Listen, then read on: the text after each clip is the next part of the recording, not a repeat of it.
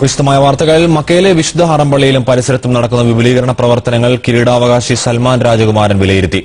10,000 കോടി റിയാലാണ് പദ്ധതിയുടെ ചെലവ്. ഈ വർഷം 60 ലക്ഷത്തോളം ഉംറ തീർത്ഥാടകർ മക്കയിലെത്തുമെന്ന് ഹജ്ജ് മന്ത്രി ബന്ദർ ഹജാർ അറിയിച്ചു. ഹജ്ജ് ഉംറ തീർത്ഥാടനങ്ങൾക്കായി മക്കയിലെത്തുന്നവർക്ക് അത്യാധുനിക സൌകര്യങ്ങൾ ലഭ്യമാക്കുകയാണ് മക്കയിലെ കിങ് അബ്ദുള്ള ഡെവലപ്മെന്റ് പ്രോജക്ടിലൂടെ ലക്ഷ്യമിടുന്നതെന്ന് കഴിഞ്ഞ ദിവസം മക്ക സന്ദർശിച്ച കിരീടാവകാശി സൽമാൻ രാജകുമാരൻ പറഞ്ഞു. നിലവിലുള്ളതിനേക്കാൾ ഇരട്ടിയോളം തീർത്ഥാടകരെ ഉൾക്കൊള്ളും വിധം വിശുദ്ധ ഹറം പള്ളിയെയും മക്ക നഗരത്തെയും വിപുലീകരിക്കുന്ന പ്രവർത്തനങ്ങൾ ഇതിനകം തുടങ്ങിക്കഴിഞ്ഞു. 10,000 കോടി റിയാലാണ് പദ്ധതിക്കായി ചെലവ് പ്രതീക്ഷിക്കുന്നത്.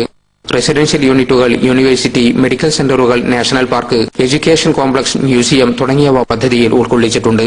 അതേസമയം ഈ വർഷം ഉംറ തീർത്ഥാടകരുടെ എണ്ണത്തിൽ റെക്കോർഡ് വർധനവുണ്ടാകുമെന്ന് ഹജ്ജ് മന്ത്രി ബന്ദർ അൽ ഹജാർ അറിയിച്ചു. ലോകത്തിന്റെ വിവിധ ഭാഗങ്ങളിൽ നിന്നും 60 ലക്ഷത്തോളം തീർത്ഥാടകർ ഈ വർഷം ഉംറക്കെത്തും. 70 രാജ്യങ്ങളിൽ നിന്നുള്ള 5 ലക്ഷത്തോളം ഉംറ തീർത്ഥാടകർ ഇപ്പോൾ മക്കയിലുണ്ട്. മസ്ജിദുൽ ഹറം പള്ളിയുടെ ചരിത്രത്തിലെ ഏറ്റവും വലിയ വിപുലീകരണ പ്രവർത്തനങ്ങൾക്ക് കഴിഞ്ഞ വർഷമാണ് അബ്ദുള്ള രാജാവ് തുടക്കം കുറിച്ചത്. പണി പൂർത്തിയായാൽ പള്ളിയിൽ ഒരേ സമയം 25 ലക്ഷം പേർക്ക് പ്രാർത്ഥിക്കാനുള്ള സൌകര്യമുണ്ടാകും. ഏതാണ്ട് 4 ലക്ഷം സ്ക്വയർ മീറ്റർ സ്ഥലത്താണ് വിപുലീകരണ പ്രവർത്തനങ്ങൾ നടക്കുന്നത്. Jaleel Kannamakaram, Asianet news, Jeddah.